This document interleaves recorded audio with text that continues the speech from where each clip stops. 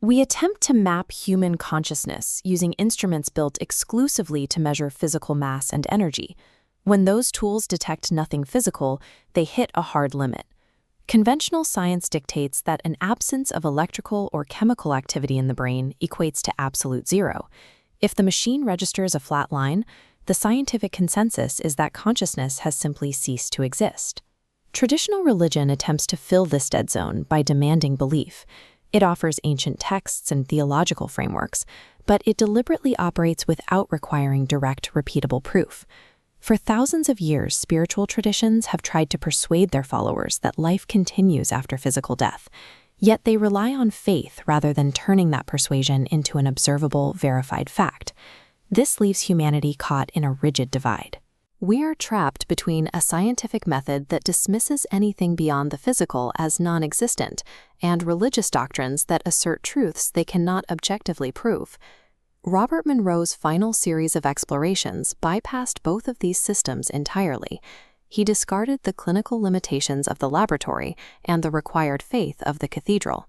What he brought back from his deep runs into non-physical states was not a renewed sense of hope or a fleeting intuition. The result of his work was a permanent, irreversible shift in his own psychological makeup. He categorized this state as the known. It was a firm, fixed understanding achieved solely through direct, conscious observation of the non-physical environment. Monroe established a demanding new epistemological standard. He argued that the ultimate mechanics of reality cannot be accepted on blind faith, nor can they be measured by earthly machines. They must be experienced personally.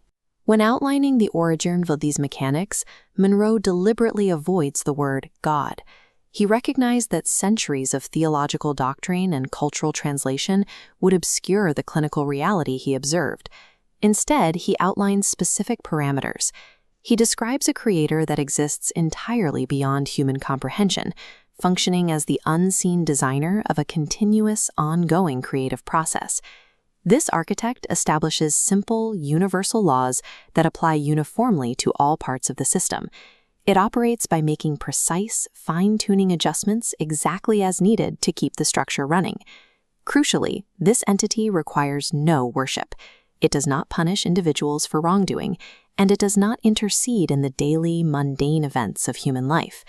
Monroe observed the detached master of a vast, self-sustaining cosmological machine, far removed from the parental figures described by human theology.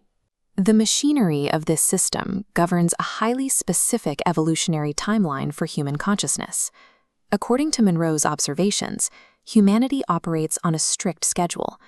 The unified departure of human consciousness from this physical plane is set to occur roughly in the 35th century. However, this mass exodus cannot happen automatically. It requires the completion of a massive prerequisite gathering. Every fragment of human experience must be consolidated. Individual consciousnesses must find one another and bind into I-there clusters, dense, unified collections of lived experience. This consolidation spans centuries. The clusters amass data, waiting until they are whole before moving forward together. Monroe realized that his own out-of-body visits to ancient civilizations and future societies were part of this exact mechanism. His presence in those timelines provided a final point of closure they had been waiting for to complete their own clusters. The history of human civilization reveals itself as a highly coordinated, millennia-long migration. Every life lived is a data point moving toward a final, unified exit from the physical universe. These vast cosmic mechanics are currently being addressed on a quiet plot of land in Virginia. Monroe built his institute and its learning systems for a highly practical reason. The facility exists to help thousands of program participants consciously navigate and prepare for this exact gathering process. He often considered the possibility that many of the individuals passing through his research booths might, without realizing it, belong to his own specific I-there cluster. The Monroe Institute functions as a real-world way station.